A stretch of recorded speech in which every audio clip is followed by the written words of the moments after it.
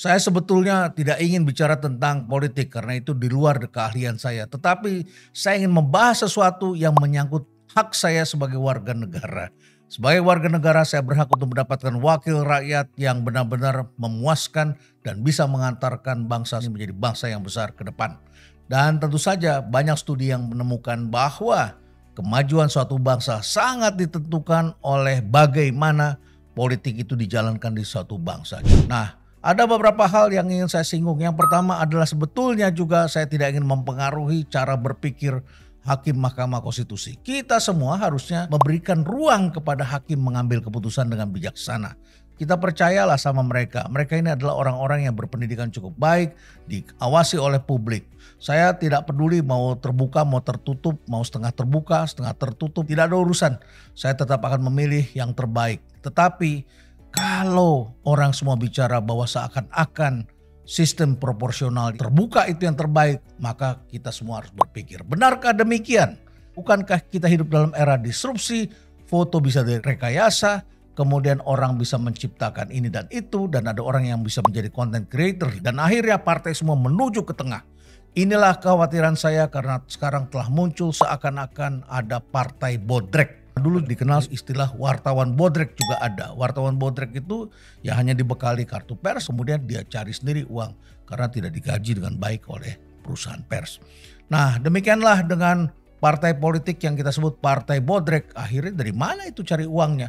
Kita menyaksikan korupsi banyak sekali dari para politisi dan akhirnya rakyatnya juga permisif membiarkan terjadi hal seperti itu.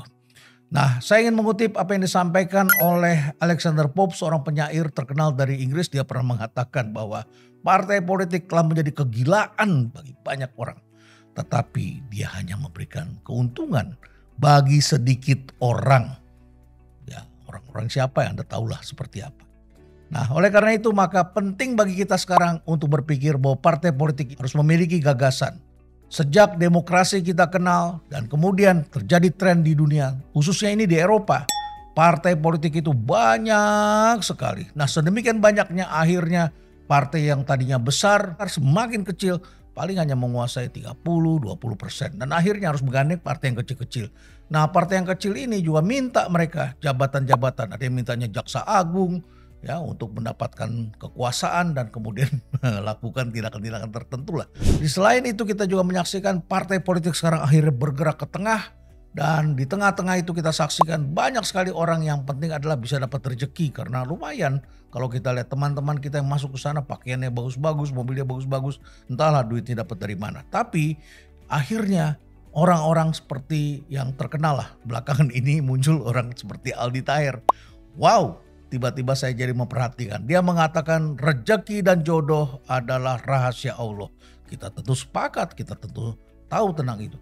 Tetapi sebagai manusia yang beradab, tentu saja kita harus berpikir bahwa diperlukan kapabilitas, integritas, visi, pengetahuan.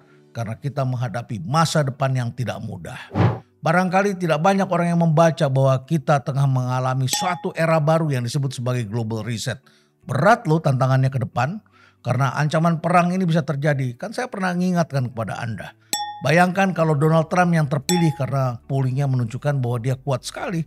Kalau Donald Trump terpilih, perangnya kemungkinan akan berpindah dari Rusia, Ukraina dengan NATO, akan pindah ke Asia, akan pindah ke Taiwan.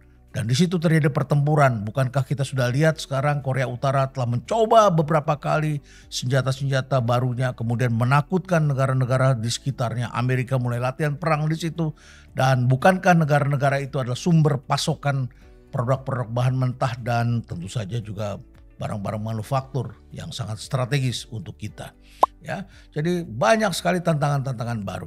Nah, akibatnya tentu saja kita harus lebih berpikir. Saya tidak ada masalah mau sistem proporsional terbuka, tertutup. Tapi sebagai warga negara, ya empatilah sama orang-orang seperti kita. Nggak kasihan apa? Kita memilih sekarang, partai makin banyak. Kertasnya makin banyak, fotonya makin banyak. Satu partai di satu dapil bisa menyajikan antara 5-10. Dan itu ada DPR, ada DPRD, ada pilih presiden. Dan akhirnya kemudian kita kebingungan sendiri. Ditambah lagi, zaman sekarang ya kita semua tahu lah. Katanya rakyat harus kenal sama mereka. Tapi kita kan gak kenal sama mereka. Dan mereka sendiri juga kewalahan karena biaya yang harus mereka keluarkan sangat besar untuk mempromosikan diri mereka. Karena mereka tidak dikenal juga. Dan akibatnya mereka menggunakan teknik yang sudah banyak kita lihat. Yaitu menggunakan filter. Dan akibatnya wajah mereka difoto jauh lebih keren daripada orangnya. Apakah ini demokrasi yang kita inginkan? Yang kita sebut sebagai proporsional terbuka. Jangan membeli kucing dalam karung. Tapi bagaimana kalau kucingnya sekarang bisa bersolek dan kemudian kucingnya ini lebih cakep dari aslinya? Ya sama juga kan ini. Dalam peradaban baru ini tidak pakai karung tetapi pakai filter. Ini adalah hal yang kemudian harus kita pikirkan. Kemudian juga mereka terkesan asal tolak saja. Dan tidak memikirkan bahwa partai politik ini harus diperkuat. Bukankah partai politik yang kuat ini merupakan awal dari suatu pertarungan yang sehat?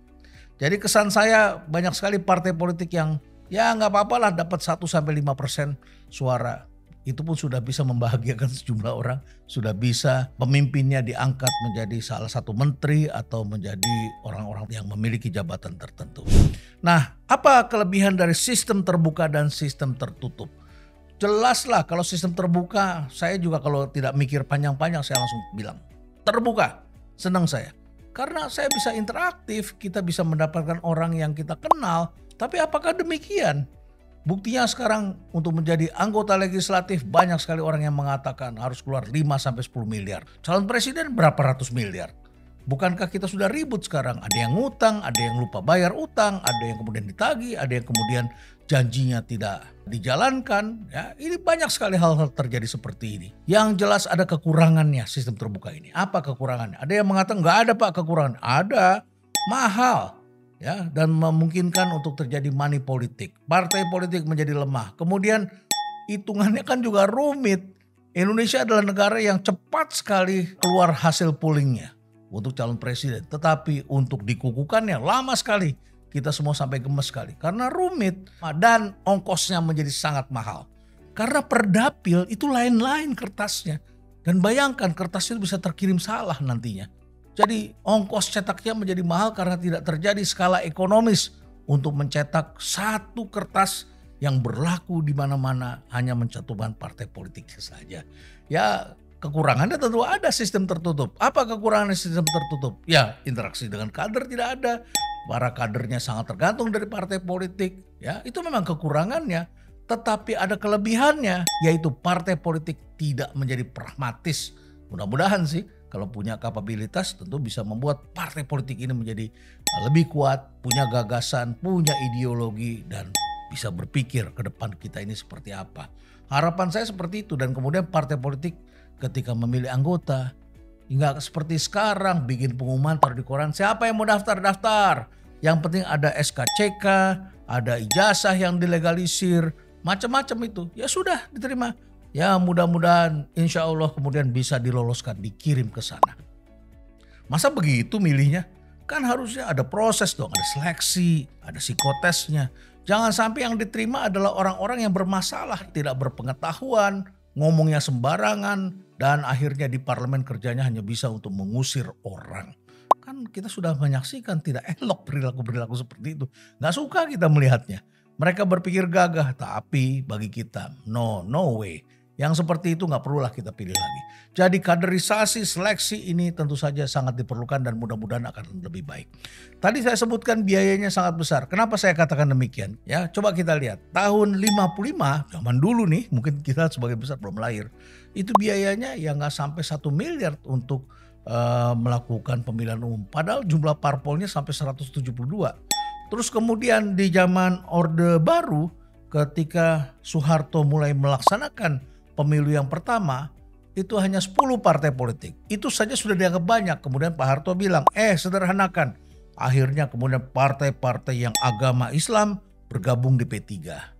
Golkar sendiri, P3, kemudian partai Kristen, partai yang netral, yang nasionalis, semua bergabungnya di PDI, PNI lah dulu ya.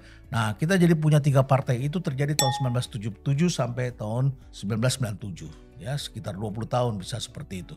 Tapi setelah reformasi lain lagi. Tahun 99 itu jumlah partainya berubah 48. Karena demokrasi kan euforia.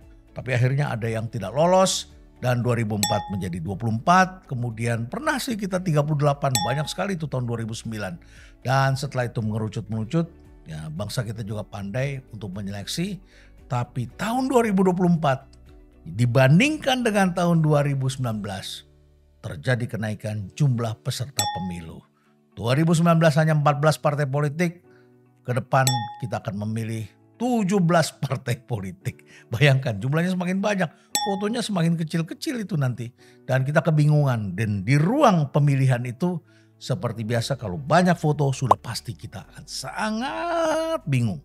Nah, biayanya bagaimana? Dengan partai politik yang jumlahnya sebanyak itu, tentu saja biayanya akan naik. Kalau tahun 1955 biayanya tidak sampai 1 miliar. Ya barangkali kita harus ukur dengan inflasi, nilai uang dan sebagainya. Ya tidak bisa kita bandingkan lah ya. Tapi setelah reformasi biayanya besar sekali. Tahun 1999 ketika kita baru saja keluar dari tekanan krisis dan kemudian Orde Baru berakhir, itu biayanya adalah sekitar 1,5 triliun rupiah. Ini biaya penyelenggaraan pemilu 1,5 triliun rupiah. Anda mau tahu berapa yang dianggarkan oleh pemerintah untuk pemilu tahun depan? Menjadi antara 86 sampai 110 triliun rupiah. Kita bisa bangun berapa banyak jalur kereta api itu di beberapa daerah. Kita bisa memperbaiki anak-anak sekolah. Seperti apa gizi anak-anak di berbagai daerah, kita bisa kembangkan mereka ya. Jadi biayanya semakin besar, dan ke depan hari ini kita sudah membaca data bahwa ternyata jumlah caleg itu kira-kira antara 300 sampai 400 ribu orang. Dan itu akan dilepas ke masyarakat disuruh milih. Tentu perdapil lain-lain orang-orangnya. Tapi rumitlah seperti ini. Jadi sistem proporsional terbuka memang itu ideal sekali. Tetapi kalau saya boleh bicara sebagai warga negara, saya katakan ideal kalau jumlah partainya tidak banyak. Tapi kalau partainya banyak dan sekarang kita hidup dalam peradaban kamera, kemudian fotonya bisa difilter, ya kita bisa lihat akhirnya yang terpilih orang-orang seperti apa. Bukankah kita sekarang memerlukan partai politik yang kuat? Saya tidak ingin ngomel-ngomel, bagi saya mau proporsional terbuka, tertutup, keputusan dari Mahkamah Konstitusi saya ikut saja sebagai warga negara. Namun demikian saya ingin ingatkan bahwa Alexis de Tocqueville, seorang pemikir di Prancis, pernah mengatakan, ada banyak manusia berkarakter yang mendaftar di setiap partai politik. Tetapi akhirnya toh kita menyaksikan hanya sedikit partai yang berlandaskan prinsip-prinsip atau ideologi yang kuat. Untuk itulah maka kita harus bijaksana dan menimbang-nimbang bahwa tidak selalu yang kita pikir baik itu adalah hal yang terbaik. Barangkali kita juga perlu memperhatikan masa depan kita dengan penuh bijaksana. Stay relevant.